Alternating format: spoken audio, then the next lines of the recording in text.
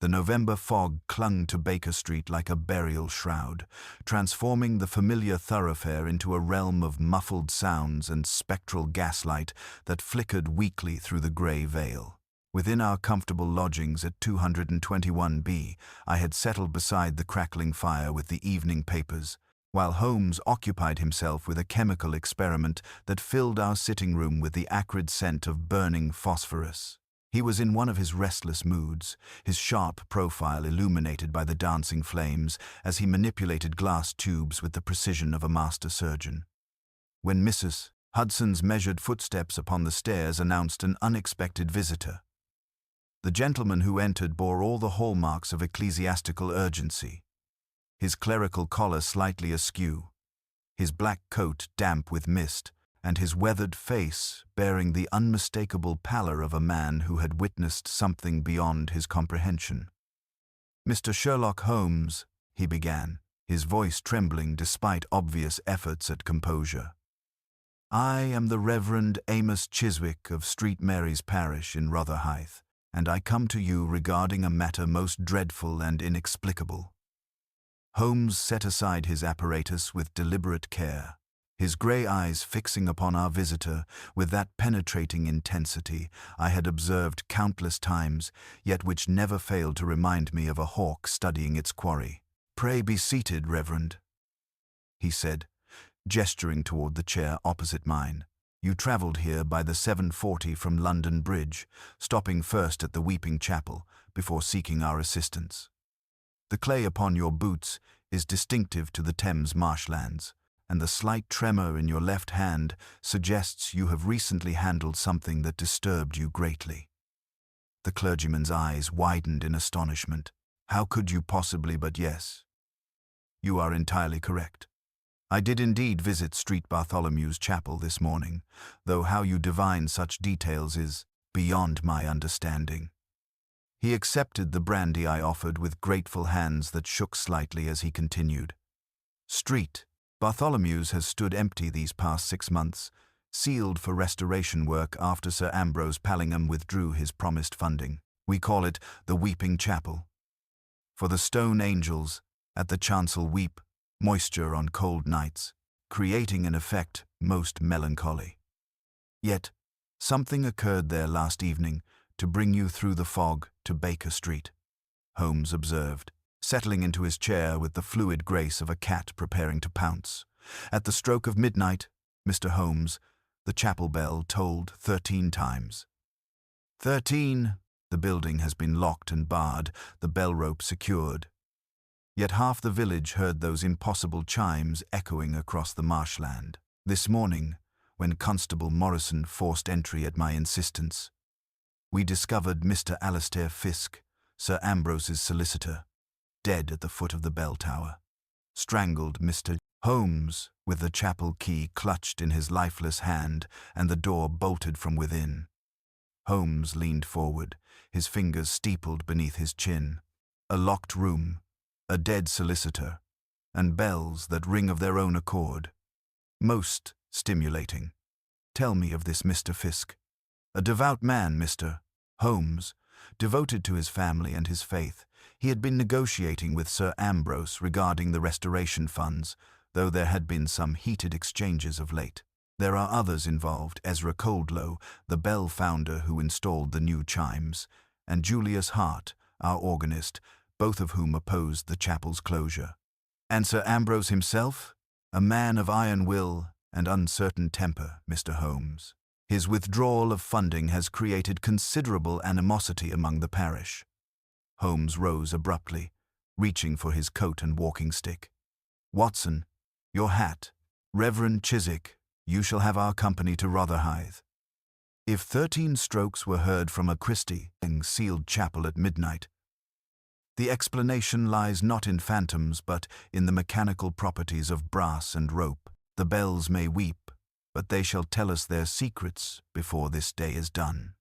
The fog swirled about us as we descended to the waiting hansom, and I could not suppress a shiver that owed nothing to the November chill. The hansom clattered eastward through London's labyrinthine streets, the November fog transforming familiar thoroughfares into a ghostly maze of muffled sounds and spectral gaslight.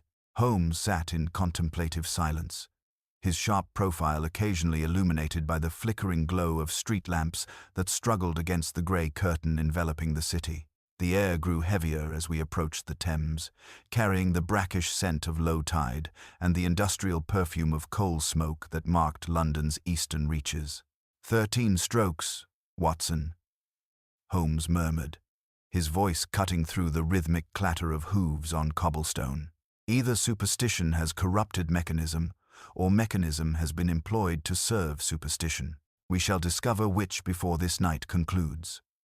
Reverend Chiswick fidgeted with his prayer book throughout the journey, casting nervous glances toward the increasingly desolate landscape as we descended into the marshy lowlands of Rotherhithe. The very atmosphere seemed to grow more oppressive with each mile, as though the weight of centuries pressed down upon this forgotten corner of the metropolis, where ancient churches stood sentinel over forgotten graves. Street. Bartholomew's Chapel emerged from the mist like a medieval phantom, its weathered stone walls rising from a foundation of tilted headstones that created a forest of memorial shadows. The building possessed that particular melancholy common to abandoned sacred places, its Gothic windows dark as hollow eyes, and its bell tower piercing the grey sky with accusatory prominence. The stone angels adorning the chancel did, indeed, weep, their carved faces streaked with moisture that gathered and fell with the sound of a failing pulse. Inspector Lestrade awaited us at the chapel entrance, his face bearing that familiar expression of grim frustration I had observed countless times when confronted with cases beyond conventional police methods. "Holmes, Watson," he greeted, relief evident in his voice. "A proper puzzle this is. Man strangled, locked inside, and the whole parish swearing they heard 13 chimes at midnight. The divisional surgeon confirms strangulation, but there's no sign of forced entry, save where we broke down the door." Holmes alighted from our conveyance with characteristic energy, his keen gaze immediately cataloguing details that escaped ordinary observation. He examined the chapel's heavy oak door with meticulous attention, running his fingers along the ancient hinges and studying the lock mechanism. "The wood shows no signs of tampering," he observed, "and these scratches around the keyhole suggest normal use rather than desperate manipulation." He knelt beside the entrance, studying the churned earth with his magnifying glass. "Several sets of footprints, Watson. At least 3 individuals, and observe these curious parallel grooves extending toward the bell tower. Something heavy with metal fittings was dragged across this ground." The interior of Street Bartholomew struck me with its atmosphere of violated sanctity. Dust motes danced in pale shafts of light penetrating the stained glass windows, while our footsteps echoed hollowly against the vaulted ceiling. The body of Alastair Fisk lay crumpled at the base of the bell tower's spiral staircase, his features frozen in final terror, the ornate chapel key clutched rigidly in his lifeless hand. Holmes dropped to one knee beside the corpse, his examination thorough and methodical. Strangulation from behind. Yet he fell backward, he murmured, producing his lens to study the scene more closely. "Note the verdigris upon his cuff, Watson, and this trace of whale oil along the knuckles. The man handled bell mechanisms recently." He examined the key with particular interest, then gazed upward into the shadowy recesses where thick ropes disappeared into darkness, most illuminating. At that moment, 2 figures appeared in the chapel doorway. A soot-powdered man with calloused hands who introduced himself as Ezra Coldlow, the bell founder, and a pale, nervous individual carrying sheet music whom Reverend Chiswick identified as Julius Hart, the parish organist. Both men bore the unmistakable tension of those who feared their involvement in recent events might be misconstrued. Holmes rose, brushing dust from his trousers, that familiar glint of nascent theory flickering in his grey eyes. "Gentlemen," he addressed the newcomers, "your timing is fortuitous. Before this mystery concludes, I shall require detailed knowledge of bell mechanisms and musical timing. The dead may be silent, but their secrets echo still in brass and rope." Holmes directed his penetrating gaze first upon Ezra Coldlow, whose weathered hands betrayed a craftsman's nervous energy as they twisted the brim of his cap. "Mr. Coldlow, you installed these bells 6 months past before Sir Ambrose withdrew his patronage. Tell me of their mechanism, every detail, however seemingly insignificant." The bell founder straightened with professional pride, though anxiety flickered beneath his confident demeanor. "Fine bronze they are, Mr. Holmes, cast in my own foundry to specifications that would rival Westminster's finest. The main bell weighs near a ton, suspended from seasoned oak beams with hemp ropes of the highest quality. Sir Ambrose insisted upon mechanical improvements, a clockwork system for automated chiming during special occasions." Julius Hart stepped forward, his pale complexion ghostly in the chapel's filtered light. "The clockwork was dismantled weeks ago when funding ceased," he interjected, his voice barely above a whisper. "I witnessed its removal myself, every gear and spring packed away. Those bells could not have rung by mechanical means last night."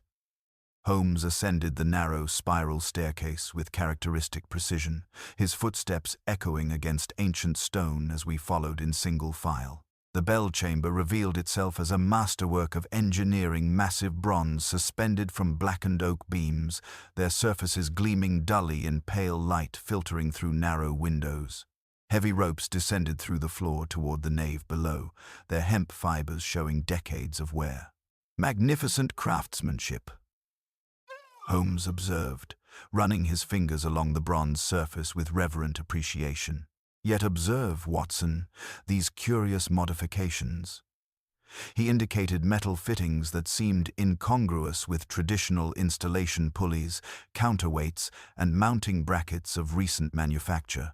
His magnifying glass revealed details invisible to ordinary observation: fresh wear patterns on rope fibers, traces of machine oil upon pulley housings, and most significantly, a hair-thin wire filament caught in a timber crack. "Whale oil," Holmes murmured, producing a small vial to collect samples from the mechanism, "of the precise grade used in clockwork maintenance." He examined the wire fragment with intense concentration. "Violin string, Watson, or something equally fine. Rosin dust confirms musical application." Coldlow's face flushed with defensive explanation. "Sir Ambrose demanded automation, Mr. Holmes. Wanted bells to chime without requiring a bell ringer's presence. I designed clockwork that could be preset for predetermined intervals, though the project was abandoned when patronage ceased." Holmes knelt beside the rope mechanism, his lens revealing microscopic evidence. "Someone has been here recently, gentlemen. These rope fibers show fresh disturbance, and this mounting bracket bears tool marks of recent origin." He traced a finger along the wooden beam where fresh scratches marred the weathered surface. "A pulley system was installed and subsequently removed within the past 24 hours. We descended to find Inspector Lestrade examining Fisk's body with growing frustration. All very interesting, Holmes, but we still have a strangled man in a locked chapel with no explanation for his killer's escape." At that moment, commotion at the chapel entrance announced a new arrival. A distinguished gentleman in an expensive overcoat strode through the doorway with unmistakable aristocratic authority, his bearing commanding despite obvious agitation. Reverend Chiswick performed nervous introductions. "Mr. Holmes, may I present Sir Ambrose Pallingham, patron of St. Bartholomew's restoration." Sir Ambrose's piercing blue eyes fixed upon Holmes with undisguised hostility.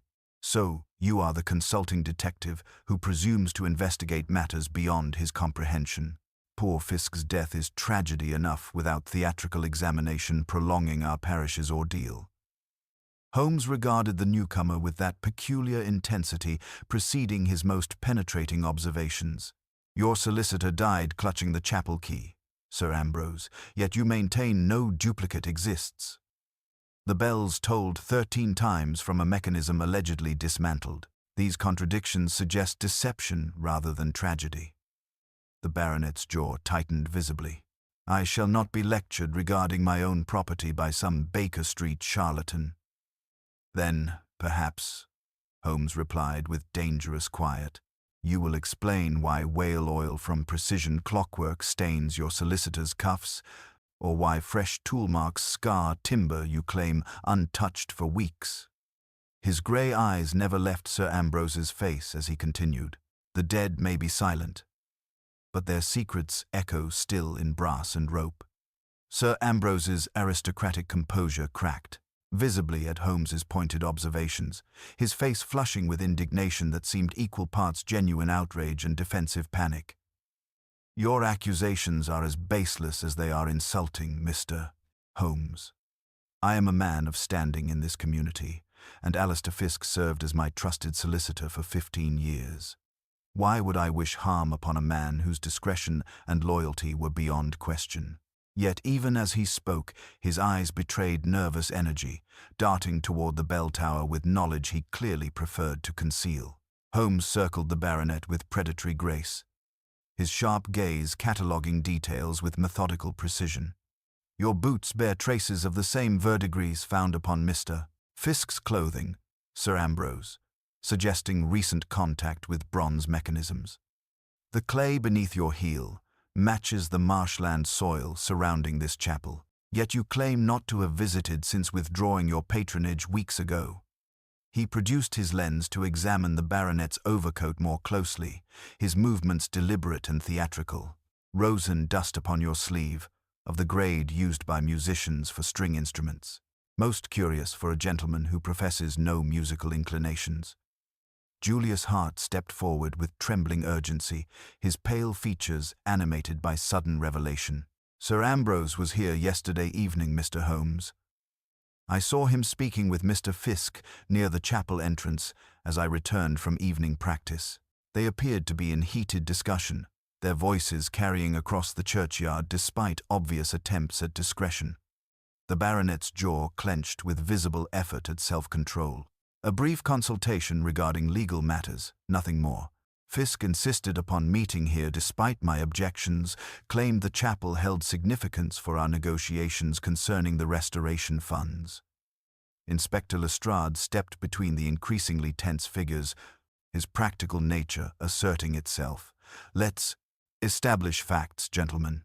Sir Ambrose, where were you last night between 11 and 1 o'clock?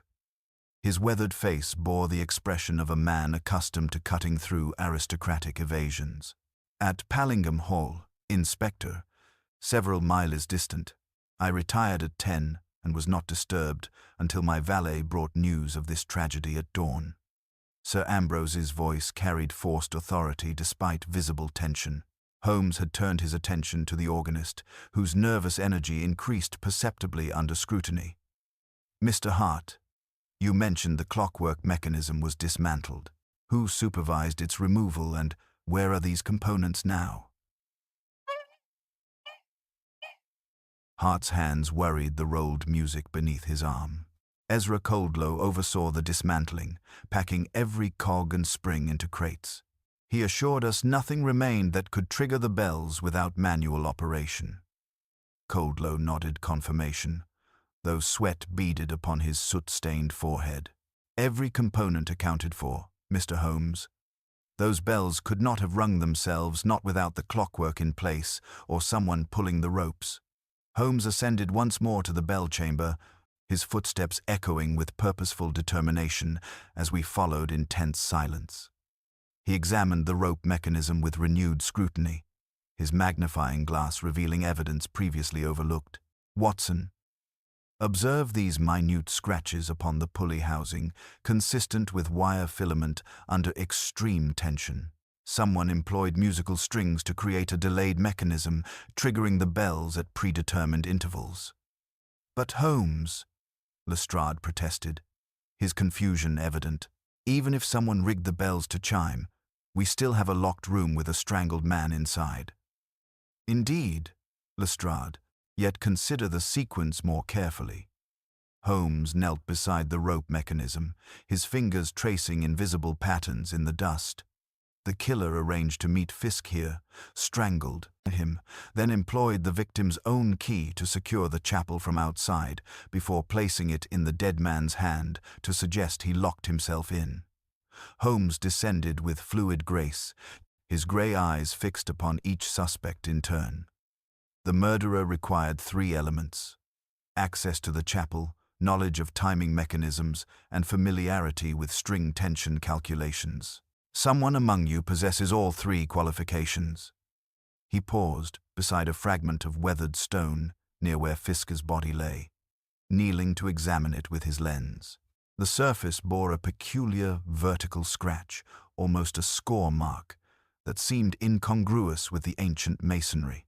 The chapel's atmosphere grew oppressive as Holmes's deductions settled upon us like gathering storm clouds.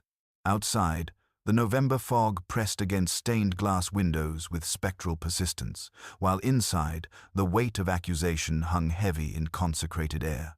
Holmes straightened slowly, that familiar, distant look entering his grey eyes as invisible constellations of evidence formed in his remarkable mind. "Inspector," he said quietly, "we shall require a thorough search of Mr. Coldlow's workshop and a detailed examination of Mr. Hart's musical instruments. The bells may have tolled 13 times, but they have not yet told us all their secrets." The tension in the chapel's consecrated air seemed to crystallize around Holmes's pronouncement, each suspect's reaction revealing layers of anxiety that extended far beyond mere concern for a deceased solicitor. Sir Ambrose's aristocratic composure wavered perceptibly, while Coldlow's weathered hands betrayed nervous energy as they twisted the brim of his cap.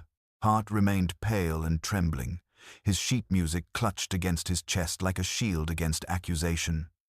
Inspector Lestrade cleared his throat with official authority.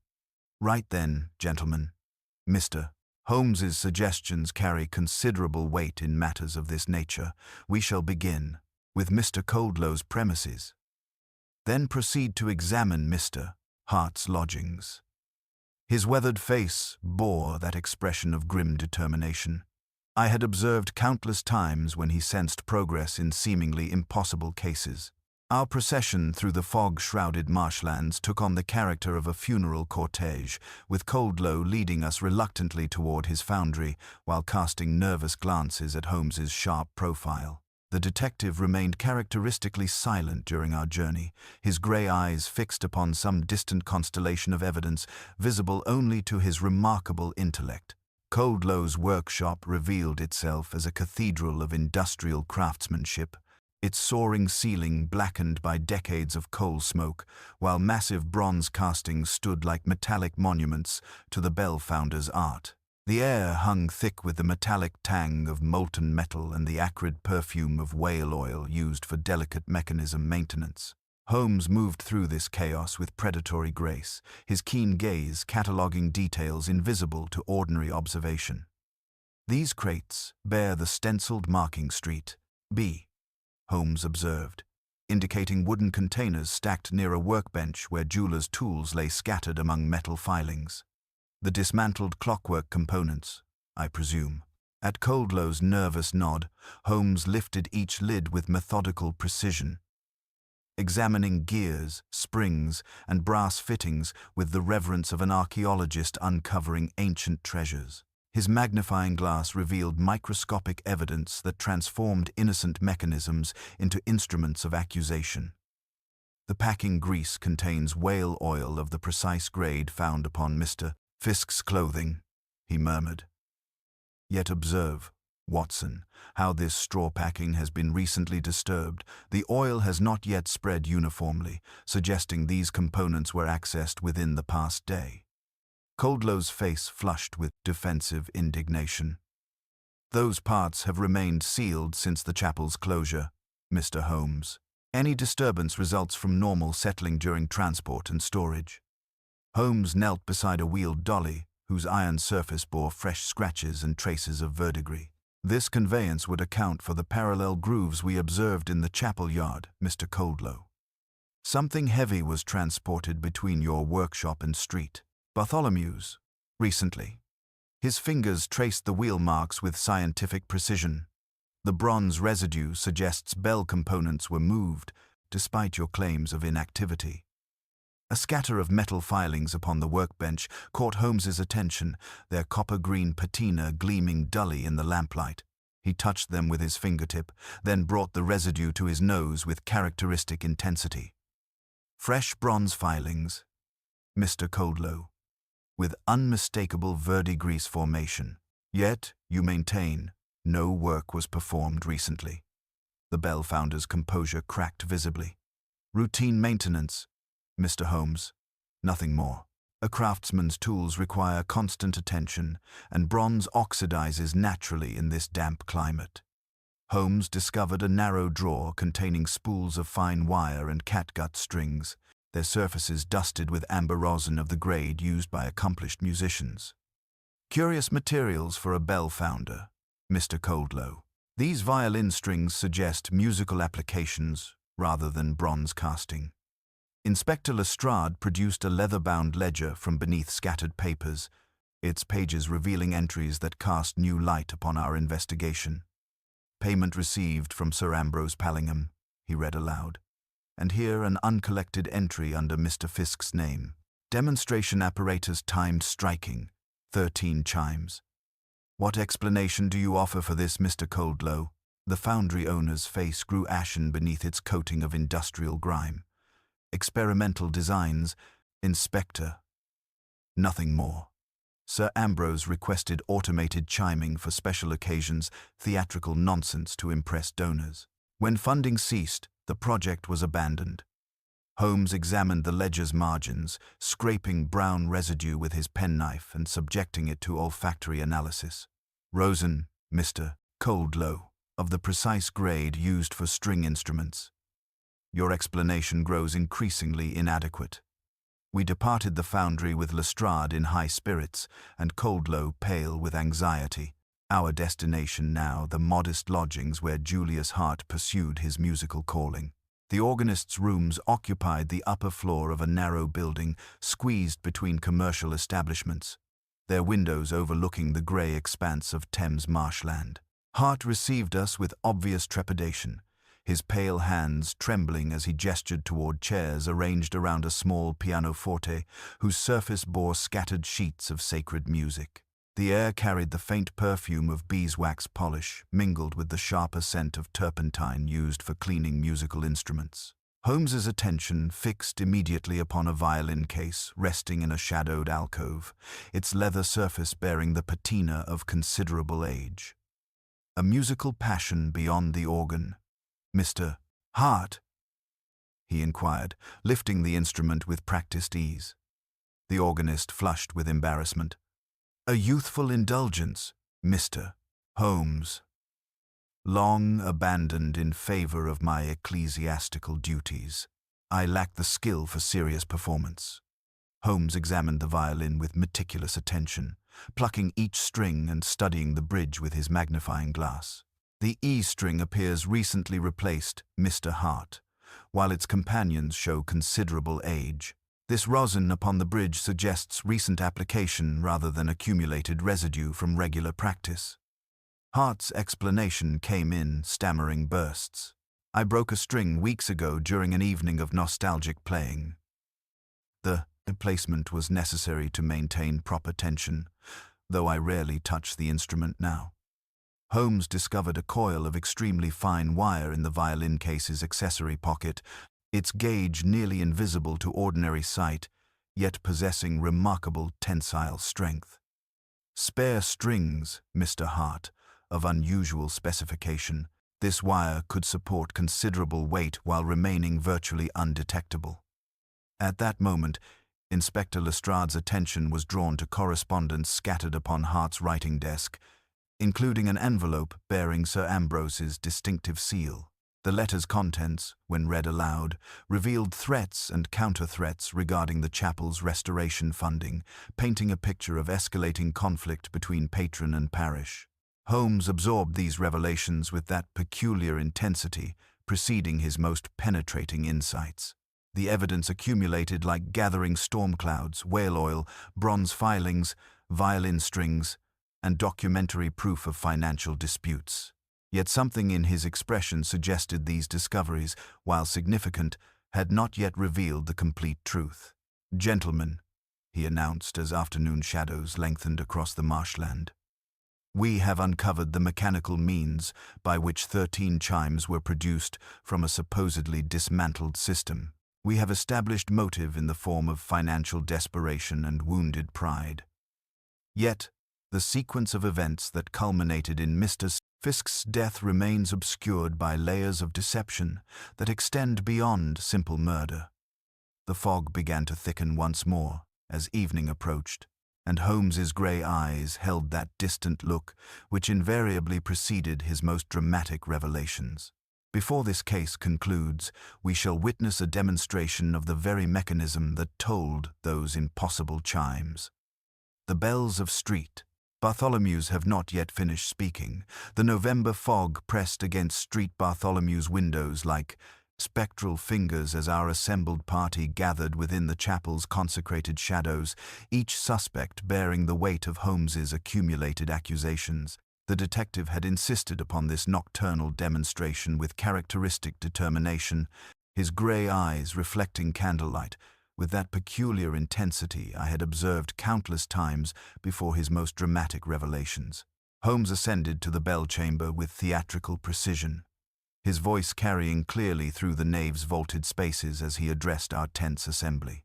"Gentlemen, the mechanism by which 13 chimes were produced from a supposedly dismantled system requires neither supernatural intervention nor impossible engineering. Observe." He produced a coil of the fine wire discovered in Hart's violin case, demonstrating its remarkable tensile strength despite nearly invisible gauge. "A timing device of elegant simplicity," Holmes continued, threading the wire through a small pulley whose brass surface bore fresh oil stains. "Violin strings stretched to calculated tension, supporting a counterweight that triggers the bell mechanism at predetermined intervals. The killer employed musical knowledge to create a delayed action system, ensuring the chimes would sound long after his departure." Sir Ambrose shifted uncomfortably among the weathered pews, his aristocratic composure betraying barely controlled anxiety. "This theatrical demonstration proves nothing, Mr. Holmes. Mechanical ingenuity does not establish murder, nor does it explain how a killer escaped from a locked chapel." Holmes descended with fluid grace, his attention fixing upon the stone floor where Fisk's body had lain. He knelt beside a peculiar vertical scratch in the ancient masonry, producing his penknife to scrape microscopic samples. "This mark tells a different story, Sir Ambrose. Fresh scoring in weathered stone, accompanied by fiber residue that speaks of rope under extreme tension." His magnifying glass revealed details invisible to ordinary observation, minute traces of hemp and whale oil embedded in the stone's surface. "Mr. Fisk did not merely clutch the chapel key in death, gentlemen. He was positioned deliberately, the key placed in his hand to suggest he locked himself within. The real escape route employed this scoring as an anchor point for a rope system." Inspector Lestrade stepped forward with growing understanding. "You're suggesting the killer used ropes to exit through the bell tower windows, then removed all traces of his climbing apparatus." "Precisely, Inspector, yet the evidence of that escape remains embedded in stone and timber." Holmes examined the rope mechanism above with renewed scrutiny, his lens catching details previously overlooked. Someone with intimate knowledge of bell installation possessed both the skill and materials necessary for such elaborate preparation. At that moment, a metallic scraping echoed from the bell chamber above, causing every man present to freeze with sudden alarm. The sound repeated deliberate, rhythmic, suggesting human activity rather than natural settling. Holmes's expression transformed from contemplation to sharp attention as he gestured for absolute silence. Julius Hart's pale features grew ashen in the lamplight. "Someone is removing the evidence," he whispered, his voice barely audible above the continuing sounds of metal against stone. Holmes smiled with grim satisfaction, his hand moving to the rope mechanism with practiced precision. "Our demonstration has attracted an unexpected participant, gentlemen. The killer returns to dismantle the very apparatus that created those impossible chimes, unaware that we have already discovered their ingenious method. The scraping intensified, accompanied by muffled cursing that suggested considerable urgency. Holmes positioned himself at the base of the spiral staircase, his movements silent as a hunting cat. "Inspector Lestrade, position your men at every exit. Our murderer has revealed himself through desperation." Coldlow's weathered hands trembled as he twisted his cap nervously. "Mr. Holmes, surely you don't suggest one of us climbed those stairs while we stood here together?" "Not one of us, Mr. Coldlow, but someone who has been watching our investigation with growing alarm. Someone who installed that timing mechanism under cover of legitimate restoration work, then returned tonight to remove the evidence of their elaborate deception." Holmes began his ascent toward the bell chamber, his footsteps echoing against ancient stone as the metallic sounds above grew more frantic. The killer, trapped by his own desperation to destroy evidence, had walked directly into Holmes's carefully laid snare. The bells of Street Bartholomew's are about to toll once more. "Gentlemen," Holmes called softly as he disappeared into the tower's shadows, "but this time they shall ring the death knell of deception itself." The metallic scraping ceased abruptly as Holmes's footsteps echoed up the spiral staircase, replaced by an ominous silence that pressed against the chapel's vaulted ceiling like a held breath. Inspector Lestrade positioned himself at the main entrance while his constables secured the building's perimeter, their boots crunching through frost-covered churchyard with military precision.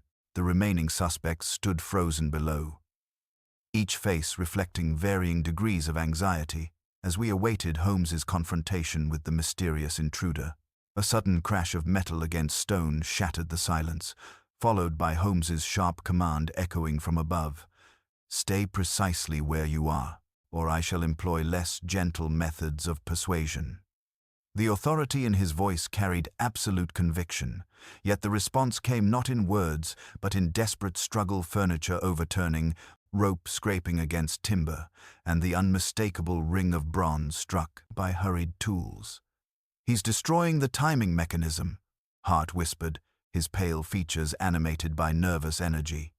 "If that apparatus is dismantled, all evidence of how those 13 chimes were produced will vanish forever." The struggle above intensified, punctuated by Holmes's measured tones as he addressed his unseen opponent. "Your elaborate deception has been thoroughly exposed, though I confess admiration for the ingenuity of your timing mechanism.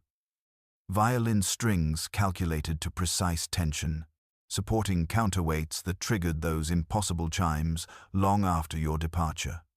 A voice responded from the bell chamber, cultured, desperate, yet unmistakably familiar to our assembled company. "You understand nothing, Holmes. Fisker's death was never intended. The demonstration was meant merely to frighten him into reconsidering his legal advice to Sir Ambrose." "Ezra, surely it cannot be." His words trailed into horrified silence as understanding dawned upon each member of our party. The sounds of struggle continued above, accompanied by Holmes's steady commentary as he cornered his quarry. The whale oil upon Fisk's clothing came from clockwork maintenance performed in secret, while the verdigris traces resulted from handling bronze components during clandestine installation. "Your timing mechanism required multiple visits to perfect, each conducted under cover of legitimate restoration activities." Inspector Lestrade called up the stairwell with official authority. "Come down peacefully, Coldlow, and we shall ensure fair treatment under the law. Resistance will only compound the charges against you." A moment of absolute silence followed, broken finally by footsteps descending the spiral staircase with defeated resignation. The figure who emerged into the chapel's lamplight bore all the hallmarks of desperate exhaustion, clothing disheveled, hands stained with bronze residue and whale oil, face bearing the unmistakable pallor of a man whose carefully constructed deception had crumbled into ruins. Ezra Coldlow stood before us, with shoulders bowed by exposure's weight, his weathered features reflecting ambition's terrible cost transformed into murder. It was never meant to end in death, he repeated, his voice barely above a whisper. Fisk was to be frightened by ghostly chimes, convinced that supernatural forces opposed his legal counsel.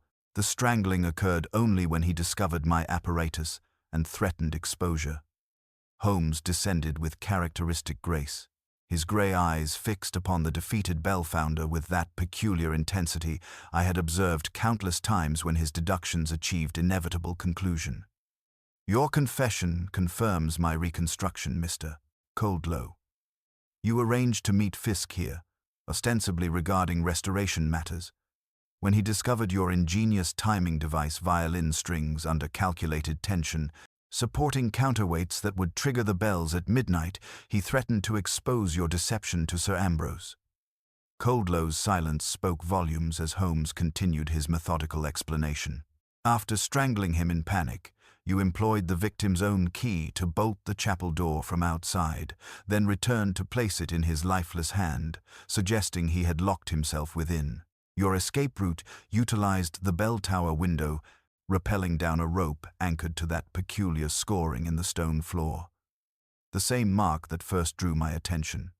The 13 chimes were your theatrical flourish, Holmes concluded, designed to create supernatural atmosphere around Fisk's supposed suicide. Unfortunately, your desperation to destroy evidence tonight has provided the final proof of guilt. The bells of St. Bartholomew's have indeed spoken, Mr. Coldlow, and their testimony condemns you utterly. The November fog pressed against stained glass windows as Lestrade stepped forward with handcuffs, while Coldlow stood motionless, crushed beneath the weight of his exposed deception. Inspector Lestrade's handcuffs clicked with metallic finality around Coldlow's wrists, yet Holmes remained motionless beside the chapel's ancient altar, his grey eyes reflecting that peculiar intensity which invariably preceded his most penetrating revelations. The detective's sharp profile caught the lamplight as he studied the assembled company with uncomfortable scrutiny, his silence more unnerving than any accusation. Your confession, Mr. Coldlow, while admirable in its honesty, omits certain crucial details that justice demands be illuminated. Holmes's voice carried dangerous quiet as he circled the captured bell-founder with predatory grace. The timing mechanism you describe required mathematical precision beyond a foundryman's typical expertise. Violin strings calculated to exact tension, counterweights balanced to specific intervals. Such knowledge suggests collaboration rather than solitary effort. Julius Hart stepped backward instinctively, his pale features growing ashen as Holmes's penetrating gaze fixed upon him with uncomfortable intensity. The organist's trembling hands clutched his sheet music like a shield against inevitable exposure, while beads of perspiration gathered upon his brow despite the chapel's November chill. Mr. Hart, your musical training provided the calculations necessary for Coldlow's ingenious apparatus. Holmes produced the coil of violin string, discovered in the organist's lodgings, its surface bearing microscopic traces of whale oil and bronze residue. This wire served dual purposes, supporting the counterweight that triggered those impossible chimes, while its precise tension determined the exact moment of release. Sir Ambrose's aristocratic composure cracked visibly as understanding dawned upon his weathered features. You're suggesting conspiracy, Holmes, that Hart and Coldlow collaborated in this elaborate deception. More than collaboration, Sir Ambrose. Desperation, born of financial ruin and wounded pride. Holmes examined correspondence discovered among Hart's possessions, revealing debts that extended far beyond modest organists' wages. Mr. Hart faced bankruptcy, while Coldlow's foundries struggled without restoration commissions. Together, they conceived a scheme to frighten Fisk into advising you to resume funding through supernatural intervention. Hart's shoulders sagged with defeated resignation as his complicity became undeniable. We calculated the string's burn rate using rosin and precise tension measurements. The counterweight would trigger the bell mechanism at midnight, creating atmospheric pressure to support our cause. The murder was never intended. Holmes nodded with grim satisfaction, his reconstruction achieving inevitable completion. When Fisk discovered your apparatus during his midnight visit, threatening exposure to both Sir Ambrose and the authorities, Coldlow panicked. The strangling occurred in moments of desperate fear, rather than premeditated malice. After the killing, Holmes continued, Hart assisted in staging the locked room deception. Your musical knowledge enabled precise timing of the 13 chimes, while Coldlow's mechanical skills facilitated the escape route through the bell tower window. The fresh scoring in the stone floor served as anchor point for the rope system, while the key was placed in Fisk's lifeless hand to suggest suicide. Inspector Lestrade produced a second set of handcuffs with official authority. Julius Hart, you are under arrest as accessory to murder and conspiracy to commit fraud. The organist offered no resistance as metal clicked around his wrists, his pale features reflecting complete surrender to exposure's terrible weight.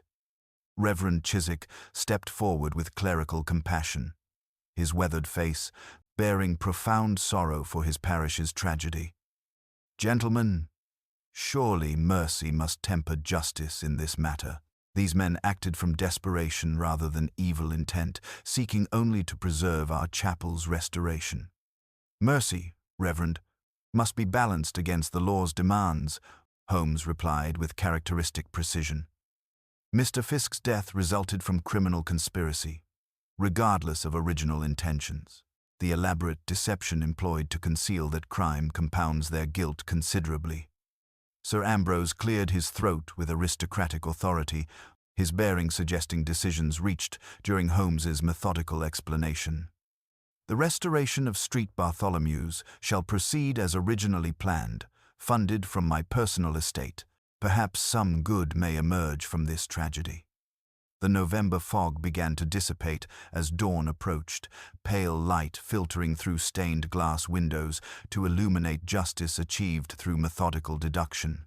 Holmes stood beside the rope mechanism that had enabled those impossible chimes, his expression reflecting satisfaction at another puzzle, solved through logical analysis rather than supernatural explanation. The bells of Street Bartholomew's have indeed spoken their final testimony, he observed philosophically.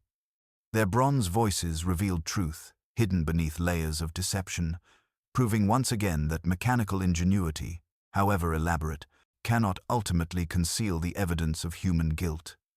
As Lestrade led both conspirators toward waiting transport, their footsteps echoed hollowly against ancient stone, while outside, the marshland fog retreated before advancing daylight that promised revelation of all secrets hidden in darkness. The pale November dawn filtered through Street Bartholomew's stained glass windows as Inspector Lestrade's constables escorted Coldlow and Hart toward the waiting transport. Their manacled hands a testament to justice achieved through methodical deduction. Yet Holmes remained motionless beside the chapel's ancient altar, his sharp profile etched against the growing illumination, while his grey eyes continued cataloguing details with that restless intensity I had observed countless times when his remarkable mind refused to accept apparent conclusions. Sir Ambrose approached with measured dignity, though the night's revelations had visibly shaken his aristocratic composure. Mr. Holmes, your methods have exposed a conspiracy that might otherwise have remained forever shrouded in supernatural nonsense. The parish owes considerable debt for your restoration of reason to inexplicable events. Holmes inclined his head with characteristic modesty, yet his attention remained fixed upon evidence invisible to ordinary observation. Justice begins to emerge, Sir Ambrose, though certain aspects of this elaborate deception continue to perplex me. The mechanical precision required for such timing suggests expertise extending beyond desperate improvisation. He produced his magnifying glass once more, examining the chapel door's iron bolt with renewed scrutiny. A thin smear of dark residue caught the morning light whale oil mixed with wax, applied recently to ensure silent operation. Someone greased this mechanism for soundless movement, yet our conspirators departed through the bell tower window. For whom was such precaution intended? Reverend Chiswick stepped forward, his clerical robes rustling against weathered stone as profound sorrow etched his features. Perhaps we shall never fully comprehend the desperation that drives honest men to such terrible extremes. Both Coldlow and Hart were pillars of our community. Their fall serves as sobering reminder of human frailty. Indeed, Reverend, yet their confession reveals only partial truth. Holmes knelt beside the scoring in the ancient floor, his lens revealing microscopic fibers embedded in the stone's surface. This anchor point required multiple visits to perfect, involving intimate knowledge of structural vulnerabilities. Someone possessed architectural familiarity extending beyond casual observation. Inspector Lestrade appeared in the doorway, his weathered face bearing official satisfaction. Prisoners secured, Holmes. We'll have complete statements at the station and full reports for the magistrate by noon. Brushing dust from his trousers while his grey eyes fixed upon Sir Ambrose with uncomfortable intensity. Before departing, Inspector, examine Mr. Fisk's personal effects more thoroughly. His pocket watch stopped at 12 minutes past 3, not midnight, when the chimes sounded. The discrepancy suggests additional complexities requiring investigation. Sir Ambrose's face flushed with defensive indignation. Surely you don't suggest further conspiracy, Holmes. The case stands resolved through your own brilliant deduction. Resolution, Sir Ambrose, demands complete understanding of all participants' motivations. Holmes examined correspondence, discovered among the evidence, revealing financial documents that painted broader pictures of desperation and manipulation. These letters indicate systematic planning extending months before Fisk's death, suggesting premeditation rather than spontaneous panic. The detective ascended once more to the bell chamber, his footsteps echoing against ancient timber as morning light revealed the dismantled apparatus in stark detail. Wire filaments, pulleys, and counterweights lay scattered like the remnants of some elaborate clockwork, their mechanical precision speaking of engineering expertise far beyond amateur improvisation. The timing mechanism incorporated elements of both musical calculation and clockwork precision, Holmes observed, tracing wire paths through carefully positioned guides. Hart's musical training provided mathematical calculations, while Coldlow's mechanical skills enabled physical installation. Yet someone else possessed knowledge of the chapel's architectural vulnerabilities necessary for such elaborate preparation. We descended to find the chapel's atmosphere transformed by growing daylight from a realm of shadows and mystery into a space where truth emerged through methodical revelation. Holmes stood beside the altar, his expression reflecting satisfaction tempered by awareness that complete understanding remained elusive. The bells of St. Bartholomew's have spoken their testimony, he observed philosophically, revealing mechanical ingenuity employed to serve desperate purposes. Yet their bronze voices suggest additional secrets requiring illumination before justice achieves complete satisfaction. As we prepared to depart, the ancient stones seemed to exhale with partial relief, their burden of terrible secrets diminished, yet not entirely lifted by the inexorable process of Holmes's methodical investigation. The morning sun climbed higher above the marshland horizon, promising further revelations as our inquiry continued toward its inevitable conclusion. Outside, the November fog retreated before advancing daylight, while within the chapel, shadows lingered in corners, where truth awaited final exposure through the detective's relentless pursuit of complete understanding. Holmes remained motionless beside the chapel's ancient altar, as the morning light revealed the true significance of evidence previously obscured by elaborate misdirection. His grey eyes fixed upon Fisk's gold pocket watch with that peculiar intensity I had observed countless times when invisible constellations of fact aligned in his remarkable mind, transforming apparent conclusions into gateways toward deeper revelation. Watson, observe this timepiece more carefully, Holmes murmured, his magnifying glass revealing details that cast sinister shadows across our supposedly resolved investigation. The hand stopped at 12 minutes past 3. Yet every witness confirms those impossible chimes sounded precisely at midnight. If Coldlow strangled Fisk immediately upon discovery of the timing apparatus, why did the solicitor's heart continue beating for over 3 hours? Sir Ambrose shifted uncomfortably among the weathered pews, his aristocratic composure betraying nervous energy as Holmes's deductions approached uncomfortable territory. The baronet's eyes darted toward the chapel entrance with barely concealed anxiety, while his weathered hands worried the brim of his hat with unconscious agitation. The greased door bolt tells an equally revealing story, Holmes continued, kneeling beside the chapel's heavy oak entrance to examine the dark residue coating the iron mechanism. Whale oil mixed with beeswax, applied for sustained, covert access rather than single use. Someone required repeated, silent entry to this sacred space, someone who possessed duplicate keys and intimate architectural knowledge. Holmes rose with fluid grace, his attention fixing upon Sir Ambrose with uncomfortable intensity. "Inspector Lestrade, we must examine Pallingham Hall immediately. The true sequence of events demands verification through physical evidence rather than convenient confession. Our procession through the fog-shrouded marshlands carried the weight of inevitable revelation as we approached the baronet's ancestral estate, its weathered stone walls rising from manicured grounds with austere dignity. Sir Ambrose received us in his library with forced hospitality that failed to conceal mounting desperation, his blue eyes reflecting barely controlled panic. Holmes moved through the chamber with predatory grace, his keen gaze cataloguing details invisible to ordinary observation. Upon the writing desk lay correspondence bearing fresh ink stains and a small brass key whose surface bore unmistakable traces of verdigris, a duplicate of Street Bartholomew's entrance, recently employed. "Your signet ring, Sir Ambrose," Holmes observed, indicating the heavy gold oval adorning the baronet's right hand.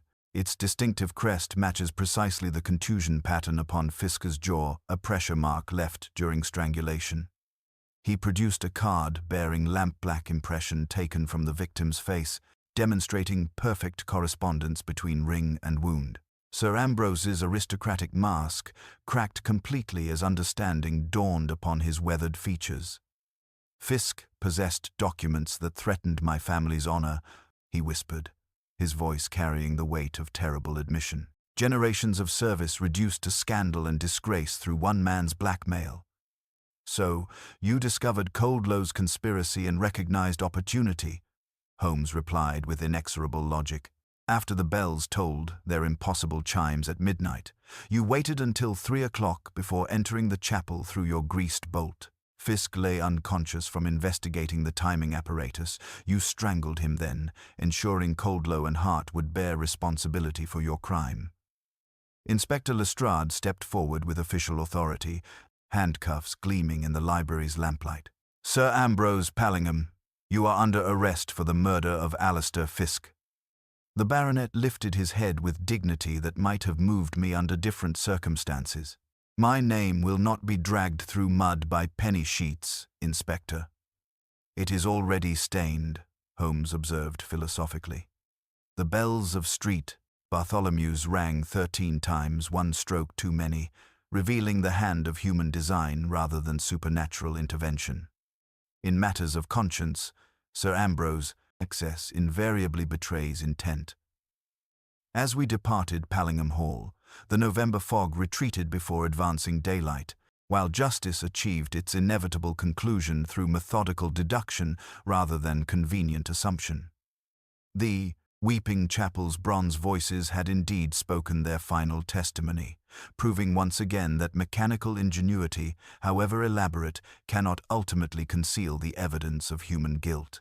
The return journey to London unfolded beneath skies finally cleared of November fog, pale sunlight transforming familiar thoroughfares into sharp-edged reality after the morning's spectral drama.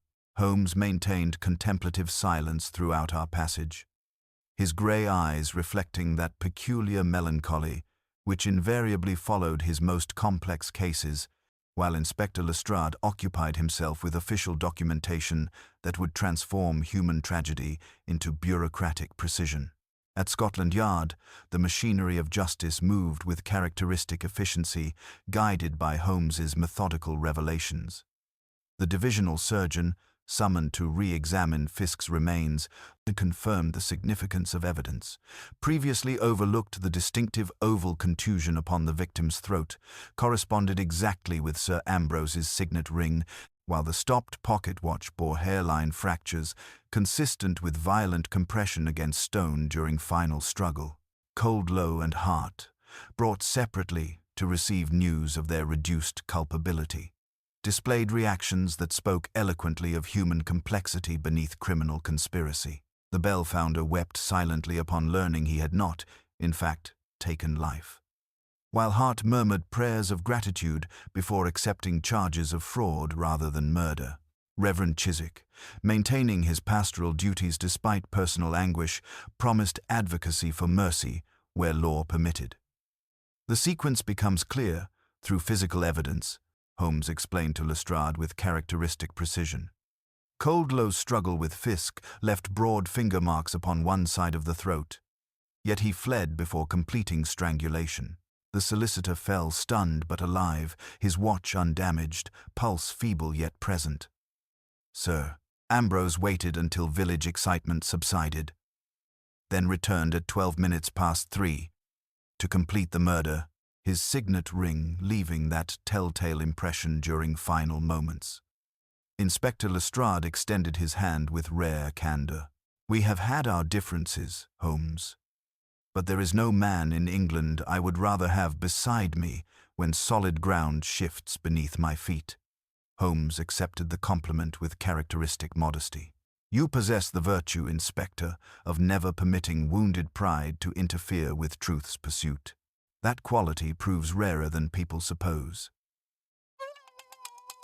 Our return to Baker Street brought welcome relief from official proceedings. Mrs. Hudson greeting us with maternal concern, while familiar surroundings offered sanctuary from the day's grim revelations. Holmes settled beside our sitting-room fire with evident satisfaction, reaching for his pipe as afternoon shadows lengthened across well-worn furnishings. "The true tragedy lies not in mechanical deception but in moral corruption," he observed, striking a match with deliberate precision. Coldlow and Hart conceived their scheme from financial desperation, misguided perhaps, yet comprehensible given circumstances. Sir Ambrose transformed their theatrical nonsense into genuine murder, employing conspiracy to conceal greater crime. I poured brandy for both of us, studying my friend's profile as he contemplated dancing flames with philosophical intensity. "The mechanical ingenuity was remarkable, Holmes. Violin strings calculated to precise tension, supporting counterweights that triggered impossible chimes hours after departure."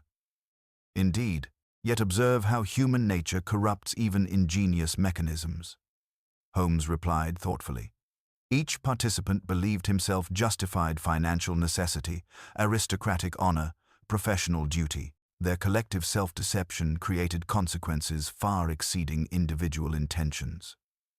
A telegram bearing official seals confirmed that church authorities had secured alternative funding for St. Bartholomew's restoration through Sir Ambrose's estate, ensuring the chapel would achieve its former glory despite patrons' disgrace. Justice, it seemed, possessed mechanisms as precise as any clockwork when properly applied.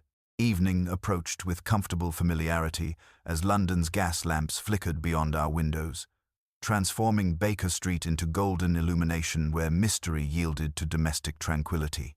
Holmes drew thoughtfully upon his pipe, aromatic smoke creating patterns that drifted toward the ceiling like incense in secular cathedral. "The case possessed genuine fascination," he concluded softly. "Supernatural pretense concealing human guilt, mechanical precision serving desperate purposes, aristocratic pride corrupting justice itself. Yet beneath elaborate deception lay timeless springs of human folly, greed, ambition, desperation, and wounded vanity." The fire crackled with reassuring warmth as Holmes reflected upon justice achieved through methodical investigation rather than circumstantial assumption.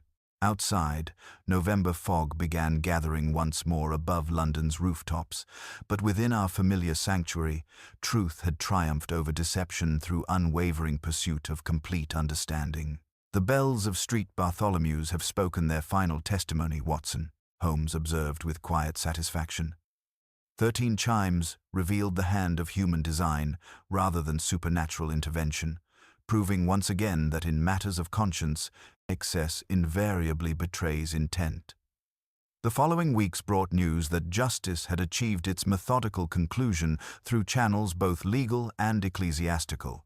Inspector Lestrade's final report confirmed that Sir Ambrose faced trial for murder, his aristocratic privilege powerless against the physical evidence Holmes had so meticulously assembled. The distinctive oval contusion upon Fisk's throat, matching precisely the baronet's signet ring, proved as damning as any confession, while the duplicate chapel key discovered in his library sealed his culpability beyond reasonable doubt.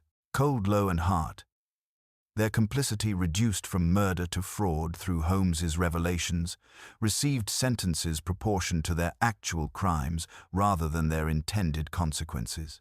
The bell founder wept openly upon learning he had not, in fact, taken life. While Hart's musical talents would serve the prison chapel during his brief incarceration, Reverend Chiswick, maintaining pastoral duties despite personal anguish, secured legal seizure of Pallingham Hall's assets to fund St. Bartholomew's restoration, ensuring the chapel would achieve its former glory despite its patron's disgrace. Holmes received these developments with characteristic satisfaction, his grey eyes reflecting that peculiar contentment which invariably followed cases resolved through methodical deduction rather than circumstantial assumption. "The machinery of justice possesses its own mechanical precision when properly guided by physical evidence," he observed, settling deeper into his armchair as December fog gathered beyond our windows. Mrs. Hudson appeared with evening tea, her maternal concern evident as she studied Holmes's thoughtful expression. "I do hope that dreadful business hasn't affected your appetite, Mr. Holmes. The newspapers have been quite sensational in their coverage." "Thank you, Mrs. Hudson. There is something particularly restorative about domestic comfort after witnessing the elaborate mechanisms humans construct to avoid confronting their own moral failures." Holmes accepted the tea with genuine warmth, his philosophical mood expanding like aromatic smoke from his pipe. As our landlady departed, Holmes continued his analysis with that penetrating insight I had witnessed countless times yet, which never failed to illuminate human complexity. "Consider the sequence, Watson. 3 separate crimes, fraud, conspiracy, and murder, each justified by its perpetrator as necessary response to circumstances.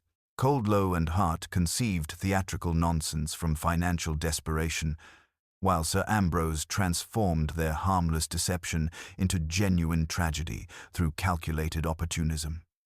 The fire crackled with hypnotic rhythm as Holmes drew thoughtfully upon his pipe. Yet observe how mechanical precision ultimately betrayed human deception. 13 chimes instead of 12 revealed deliberate design rather than supernatural intervention. The stopped pocket watch demonstrated timing inconsistent with Coldlow's confession.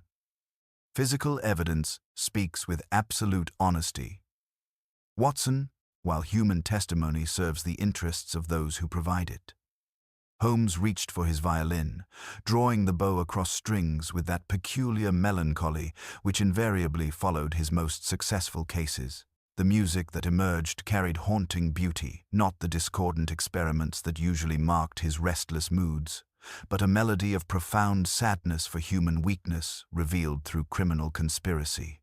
Each note seemed to echo the bronze voices of St. Bartholomew's bells, speaking truths that transcended mechanical precision to touch deeper mysteries of conscience and moral responsibility. The Weeping Chapel earned its name through natural moisture upon carved stone, Holmes murmured as his bow traced final, lingering notes, capillary action drawing dampness from porous limestone, nothing more supernatural than atmospheric condensation. Yet tonight, I suspect those stone angels weep for reasons beyond physical properties. They have witnessed the corruption of sacred space by desperate men. The violin fell silent as Holmes set aside his instrument, his grey eyes reflecting firelight with that distant look which suggested his remarkable mind had already catalogued this case among countless others solved through unwavering pursuit of truth.